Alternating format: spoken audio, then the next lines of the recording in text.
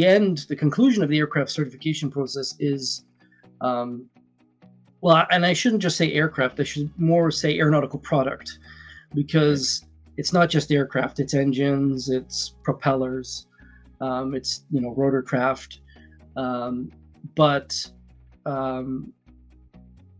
we have the 4 phases of certification, establishing the certification basis, agreeing in means and method of compliance, and agreeing on LOI. Then we have demonstration of compliance, and then we have certifying a type design. Of course, there is a 5th phase, which is post-type cert activities and foreign validation. But, to your point, how do we get a type certificate? Well, it's at the end of that 4th phase. That really is here's the type certificate for the aeronautical product. Here's the TCDS for the aeronautical product.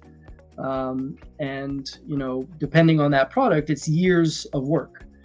For aircraft, it can be, 5-6+ years pre-cert. And then, the certification timeline for an aircraft, for example, is 5 years through that process, all those phases. Or for an engine, for example, it's 3 years. So that will culminate in the issuance of the type certificate there at the end. If we want to kind of start from first principle and say, okay, I want to make an airplane, or I want to make a product, how do I go about doing it? The first thing would be the technical capability test. So, there's CARD 521 is clear, how you make an application, when you can make an application, what that application has to contain. But also, as part of that, as an organization, you have to have the technical capability to engage in those, certification activities and engage in, getting services with essentially Transport Canada. And essentially that's how it would go. It would be like, okay, I want to bring a new product to market. I either have delegates, or, I have a small DAO or whatever it is, or I've been granted a DAO, and, I now have the technical capability to be able to actually take on this endeavor. And then, I would follow the process, make that application. You start to engage with Transport Canada. You start to provide technical information. And then, you enter those phases. And mind you, like I said, it was high level, but yeah, that's kind of how you would start. Yeah, it's you just can't.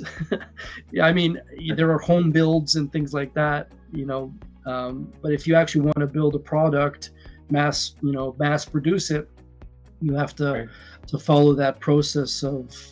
So I'm curious, when you talked about the test of whether you have the capability or not, does that include being able to support the aircraft after production?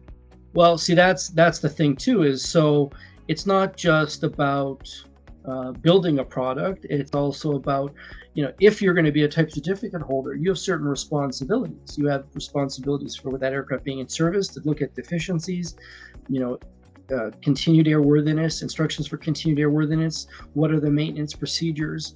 What system do you have in place if there are reported difficulties? How are you as a type certificate holder going to address them?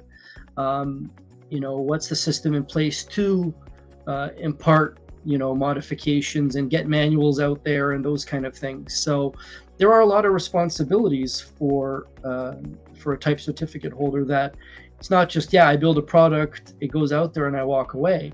Essentially it's a cradle to grave process. And as long as you're the holder of that type certificate, you're responsible for it.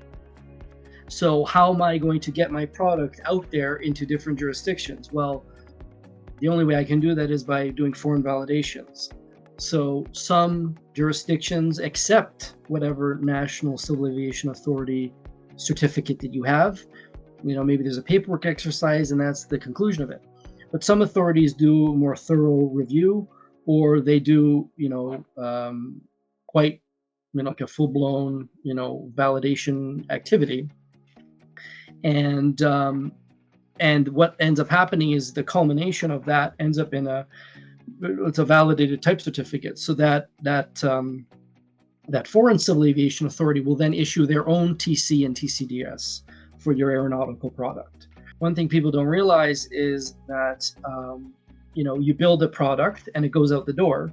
Well, I have to maintain and configure and make sure that that product, and if I'm going to do design changes or if I need to do corrective actions, that fleet that's in service is going to be able to get those corrective action fixes or design change modifications that are going to make the product better, whatever the case may be.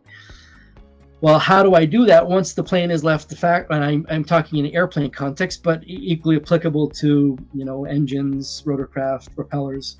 How am I going to make changes to those products, those aeronautical products, if it's already out there in the fleet and it's flying around, and the vehicle is the service bulletin, and it will contain the modification details of what the modification is, what has to be done to get set up to make the incorporation of the service bulletin, the accomplishment instructions for how you will actually carry out the activity, the parts that are necessary to carry out the installation of that fix or mod or corrective action, whatever it may be, onto the plane that's already in service, and then that document has to be signed off by an AME, an aircraft mechanic, that it indeed was incorporated, and then there's a binder that's going to go in. It's going to be stamped off and said that yes, this plane now incorporates this, and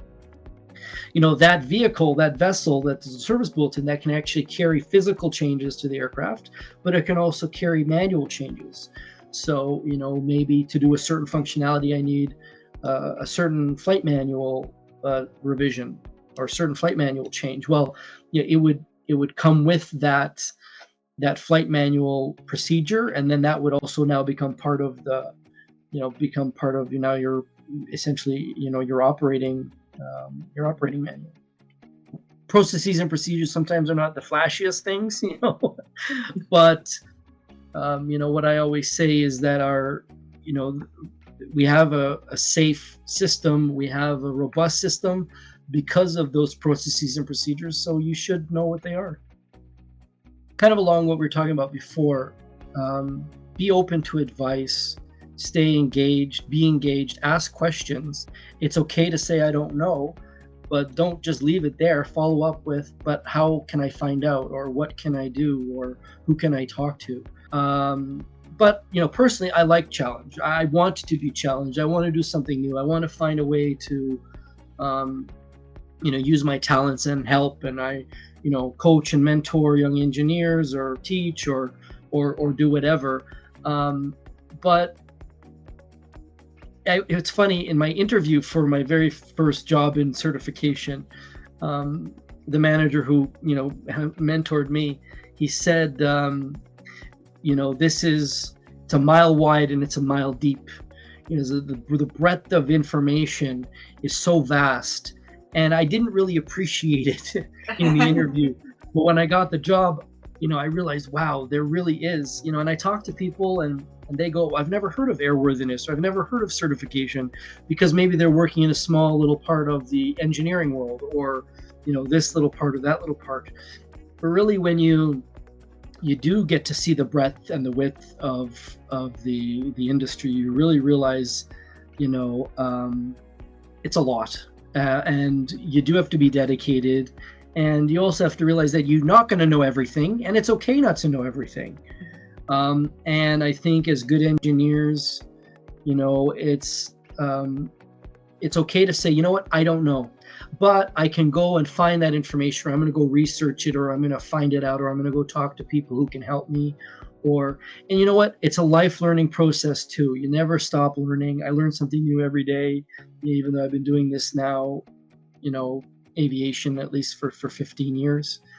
But I think that was it. I think when I heard the breadth and the depth, and I didn't appreciate it until I got into it, and I go, oh, it's really, there are parts of aviation that I've never even touched, and I may never touch, and that's okay, but that's why there's an industry, because maybe that's someone else's expertise, and it's okay to be challenged too.